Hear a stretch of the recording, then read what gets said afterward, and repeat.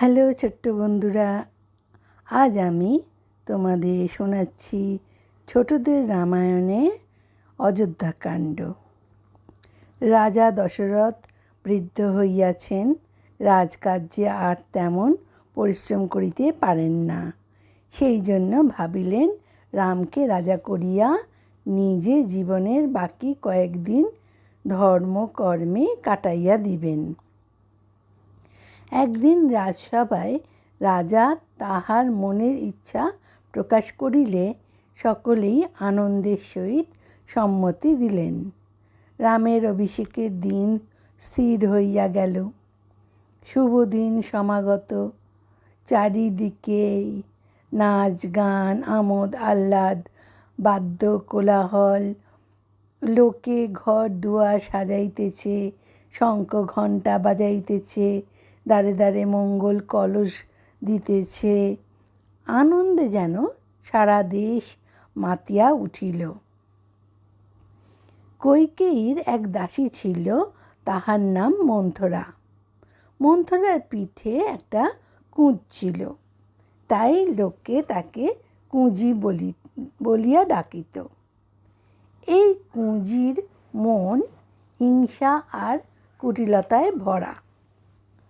আজ কিসের উৎসব জিজ্ঞাসা করিয়া কুঁজি শুনিল যে রাম রাজা হইবেন, তাই এত ধুমধাম, তাই লোকের এত আনন্দ। কুঁজির ইহা অসহ্য বোধ হইল। সে রাগে গড়গড় করিতে লাগিল। দশরথ কইকেয়ীকে এত ভালোবাসেন, আর রাজা করিবেন কিনা কৌশল্যার ছেলেকে? কুঁজি মনের বিষে জ্বলিতে জ্বলিতে কইকেয়ীর কাছে ছুটিল। রানী কইকেয়ী রামকে ভরতের মতোই ভালোবাসিতেন। কুঁজির মুখে রাম রাজা হইবেন শুনিয়া তিনি বড়ই আনন্দিত হইলেন। আর কুঁজি সর্বাগ্রে তাহাকে এই সুসংবাদ আনিয়া দিল বলিয়া আপনার গলার হার খুলিয়া তাহাকে পুরস্কার দিলেন। কুঁজি ইয়াতে আরও জ্বলিয়া গেল। হার ছুঁড়িয়া ফেলিয়া দিয়া বলিল, রানী, তুমি চিরকাল সোজাই বুঝিয়া থাকো। এই সংবাদে তোমার আনন্দ হইতে পারে, কিন্তু আমরা তোমার হিতৈষী, তোমার যাহাতে ভালো হয় তাহাই খুঁজি। আমাদের ইহাতে কিছুমাত্র আনন্দ নাই। রাম তোমাকে ভক্তি করে, ইহাতেই তুমি গলিয়া যাও। কিন্তু রামের মনের ভিতর যে কি, তাহা তো তুমি জানো না। রাম যদি রাজা হয়, প্রজারা তাহারই অনুগত হইবে। সে যাহা বলিবে তাহাই শুনিবে। তখন রামকে আর কাহারও মুখ চাহিয়া থাকিতে হইবে না। সে সময় কি আর রাম তোমাকে এখনকার মতো ভক্তি শ্রদ্ধা করিবে, না ভরতের ওপর তাহার এখনকার মতো স্নেহ ভালোবাসাই থাকিবে? তখন হয়তো ভরতকে সে মারিয়াই ফেলিবে, না হয় রাজ্য হইতে দূর করিয়া দিবে। রাজা তোমাকে খুবই ভালোবাসেন। সেই সাহসে এতদিন রামের মা কৌশল্যাকে তুমি গ্রাহ্যই করো নাই। কিন্তু রাম রাজা হইলে কৌশল্যা কি তাহার শোধ লইতে ছাড়িবে? তাই আমার ভয় হইতেছে, এতদিনের পর বুঝি তোমার প্রভুত্ব যায়, ভরত বুঝি পথের ভিখারি হয়। এই রকম নানা কথায় কুঁজি কইকেয়ীর মন বিগড়াইয়া দিল। আর তাহার সে আনন্দ রহিল না। তিনি মনের মধ্যে অনেক তর্ক বিতর্ক করিলেন, কিন্তু কিছুতেই সুস্থির হইতে পারিলেন না। তখন কুঁজিকে জিজ্ঞাসা করিলেন, মন্থরা, এখন উপায় কি বল দেখি? মন্থরা বলিল, রানী, রাজা যখন তোমাকে খুবই ভালোবাসেন, তখন আর উপায়ের অভাব কি? তোমার মনে আছে কি না জানি না, একবার ওষুধের সহিত যুদ্ধে রাজা আহত হন, তুমি তখন প্রাণপণে তাহার সেবা করিয়াছিলে। রাজা তুষ্ট হইয়া তোমাকে 2টি বর দিতে চাহিয়াছিলেন, তখন তুমি সে বর লও নাই, সময় মতো লইবে এই কথা বলিয়াছিলে। এখন রাজাকে আবার সত্য করাইয়া সেই 2টি বর চাহিয়া লও। এক বরে 14 বছরের জন্য রামকে বনে পাঠাইয়া দাও, আর এক বরে তোমার ভরতকে রাজা করো। রাম দেশে থাকিলে ভরতের শত্রুতা করিতে পারে, তাই তাহাকে একেবারে দেশছাড়া করাই নিরাপদ। কইকেয়ী তখন ইহাই উত্তম পরামর্শ বলিয়া বুঝিলেন। তারপর কুঁজির কথা মতো গায়ের অলঙ্কার খুলিয়া সামান্য বস্ত্র পরিয়া ঘরের মেঝেতে তিনি শুইয়া রহিলেন। রাজা দশরথ অভিষেকের সকল আয়োজন শেষ করিয়া এই সুসংবাদ দিবার জন্য অগ্রেই কইকেয়ীর নিকটে আসিলেন। কিন্তু আসিয়া যাহা দেখিলেন তাহাতে তাহার বড়ই কষ্ট হইল।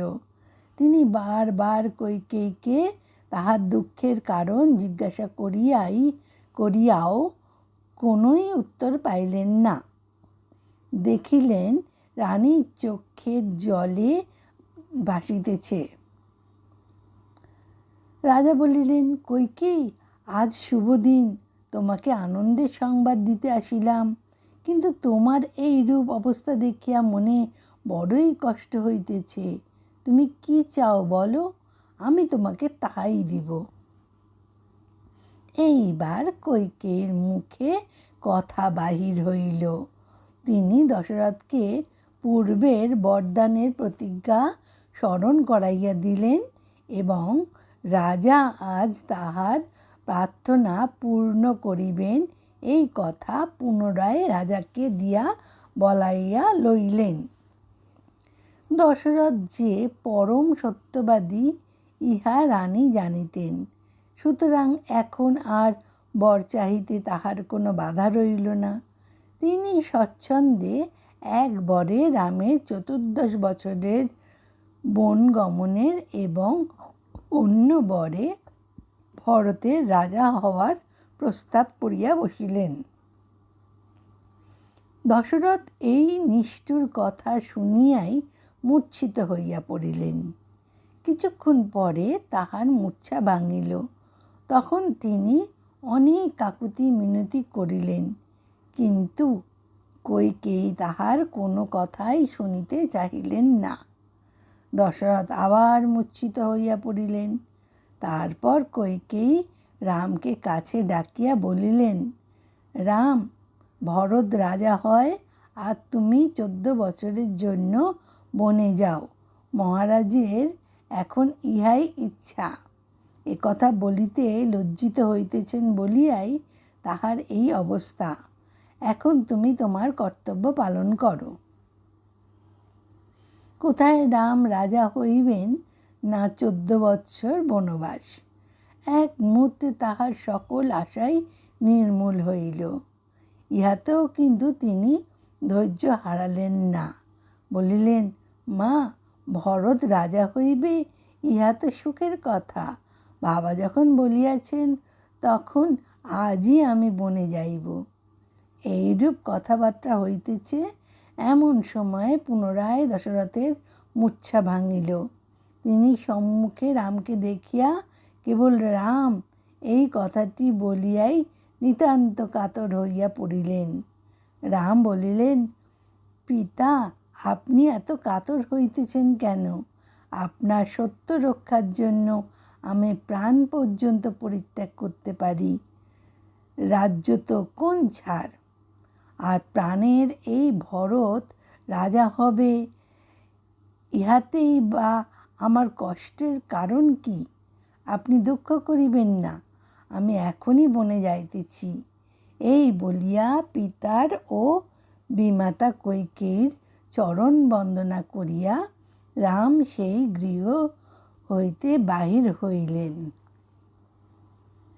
রানী কৌশল্যা পুত্রের মঙ্গলের জন্য এতক্ষণ পূজাগৃহে ছিলেন। রাম পিতার নিকট হইতে সেখানে যাইয়া তাহার চরণ বন্দনা করিলেন এবং তাহাকে সকল কথা জানাইলেন। তখন কৌশল্যার হৃদয়ে যে কি দারুণ আঘাত লাগিল, আর কিরূপ করুণভাবে যে তিনি কাঁদিতে লাগিলেন, তাহা বলিয়া বুঝানো যায় না। মাতাকে অনেক কষ্টে সান্ত্বনা দিয়া রাম সীতার কাছে আসিলেন, কিন্তু কি বলিয়া তাহাকে বুঝাইবেন স্থির করিতে না পারিয়া নিজেই চক্ষের জলে ভাসিতে লাগিলেন। সীতার কথা আর কি বলিব, এই নিদারুণ অবিচারের কথা শুনিয়া যাতনায় তাহার বুক ফাটিয়া যাইতে লাগিল। তিনি শুধু এই কথাই বলিলেন, আমিও তোমার সঙ্গে যাইব। লক্ষ্মণ কইকেয়ীর নিষ্ঠুরতা ও অত্যাচার দেখিয়া ক্রোধে উন্মত্তের ন্যায় হইলেন। বৃদ্ধ অবস্থায় বুদ্ধিহীন হইয়াছেন বলিয়া পিতার নিন্দা করিতে লাগিলেন। রামকে বলিলেন, দাদা, এমন অবিচার সহ্য করা অন্যায়। আমি কিছুতেই তোমাকে বনে যাইতে দিব না। যদি রাজ্যের সকলে একদিক হইয়াও আসে, আমি একাই তাহাদের সহিত যুদ্ধ করিয়া তোমাকে সিংহাসনে বসাইব। লক্ষ্মণ রামকে প্রাণের অধিক ভালোবাসিতেন।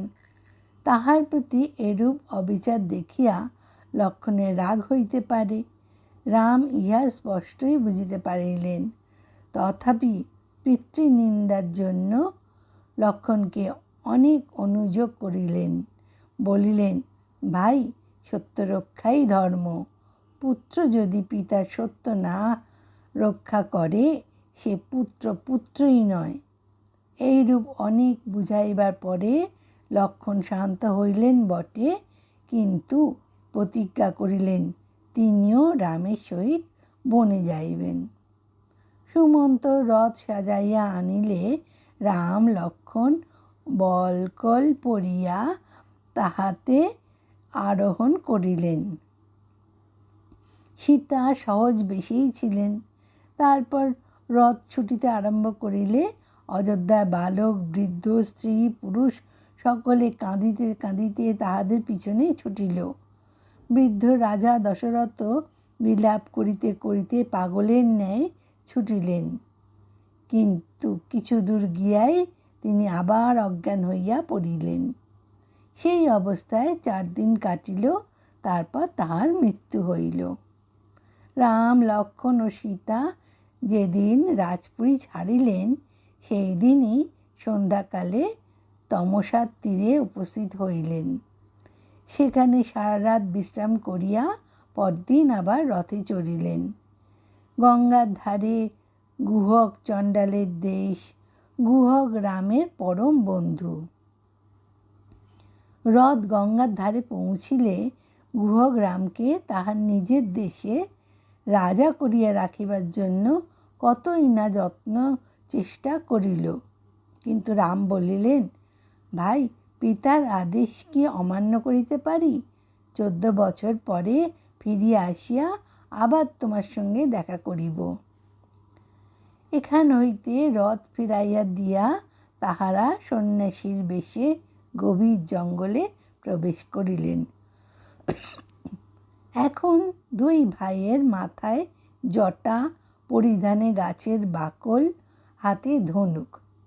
তাহাদের খাদ্য বনের ফল, পানীয় ঝর্ণার জল, আশ্রয় বৃক্ষের তল। এইভাবে অনেক বন জঙ্গল পার হইয়া তাহারা ভরদ্বাজ মুনির আশ্রমে উপস্থিত হইলেন। তারপর চিত্রকূট পর্বতে আসিয়া বাস করিতে লাগিলেন। এদিকে রাম যখন বনে যান, ভরত ও শত্রুঘ্ন তখন তাহাদের মামাবাড়ির নন্দীগ্রামে ছিল। এত সব গোলযোগের কথা তাহারা কিছুই জানিতেন না। পিতার মৃত্যু সংবাদ শুনিয়া তাহারা অযোধ্যায় আসিয়া সবই জানিতে পারিলেন। সকল কথা শুনিয়া রাগে, দুঃখে ও ঘৃণায় ভরত এমন উত্তেজিত হইলেন যে তাহার কাছে কইকেয়ীর মুখ দেখানোই ভার হইয়া উঠিল। আর শত্রুঘ্নের লাথি চর খাইতে খাইতে কুঁজিত প্রায় আধমরা। তারপর দুই ভাই মাতা কৌশল্যার পায়ের ওপর পড়িয়া অনেকক্ষণ কাঁদিলেন। তাহাদিগকে বুকে ধরিয়া কৌশল্যার ব্যথা কতকটা জুড়াইল। অবশেষে তাহারা রাম, লক্ষ্মণ ও সীতাকে ফিরাইয়া আনিবার জন্য বনে গমন করিলেন। চিত্রকূট পর্বতে চারি ভাইয়ের মিলন হইল। এত শোকের মধ্যেও সেই মিলন কি মধুর! ভরত রামের পায়ে ধরিয়া কাঁদেন, রাম তাহাকে বুকে লইয়া চোখের জলে ভাসেন। রামকে ফিরাইয়া আনিতে ভরতের কি আগ্রহ, কি কাতর অনুনয়! কিন্তু রাম পিতার সত্য পালন করিতে বনে আসিয়াছেন। কিরূপে ফিরিবেন? তিনি সে কথা ভরতকে বিশেষ করিয়া বুঝাইয়া বলিলেন। তখন ভরত বলিলেন, দাদা, যদি কোনো মতেই ফিরিবে না, তবে তোমার খড়মজোড়া দাও। ওই খড়মই আমাদের রাজা হইবে। আমি অযোধ্যায় যাইব না, নন্দীগ্রামে রাজ সিংহাসনে খড়ম রাখিয়া তাহার নিচে বসিয়া রাজকার্য চালাইব। কিন্তু মনে রাখিও, যেদিন 14 বছর পূর্ণ হইবে, তাহার পরদিনই যদি তোমাকে দেখিতে না পাই, তবে আমি আগুনে ঝাঁপ দিয়া সকল জ্বালা জুড়াইব।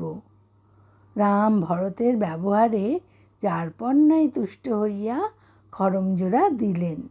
ভরত উহা মাথায় তুলিয়া লইয়া শত্রুঘ্নের সহিত নন্দীগ্রামে ফিরিয়া আসিলেন। রাম, লক্ষ্মণ পূর্বেই ভরতের মুখে দশরথের মৃত্যু সংবাদ পাইয়াছিলেন। ভরত চলিয়া আসিলে পিতার শোকে কাতর হইয়া তাহারা বালকের ন্যায় রোদন ও হাহাকার করিতে লাগিলেন।